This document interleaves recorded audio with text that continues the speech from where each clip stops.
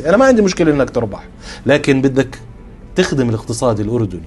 تعرف شو أفضل قانون للاستثمار؟ أن لا يكون هناك قانون استثمار. الفريق الاقتصادي في الحكومة يفترض على بينة وعلى دراية بالفهم الاقتصادي على المستوى الكلي، وبهذا التشبيك الذي حكينا عنه.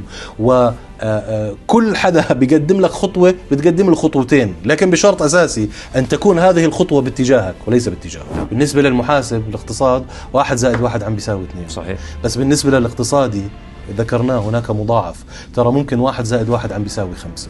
فأنت بتطالب دكتور أنه يكون في إحلال للعمالة الأردنية مكانها، ولا في مثلا ثقافة التوظيف، ثقافة العمالة؟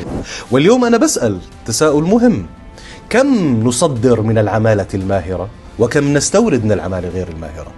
لماذا لا ينعكس الأثر على أرقام البطالة بصورة كبيرة؟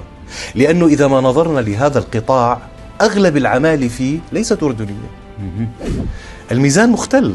والملف الآخر علينا النظر إلى العبء الضريبي. يعني بديش أحكي نغير فيه، بس آن الأوان أن يدور حوله حديث، حراك، أن ندرس الملف من جديد.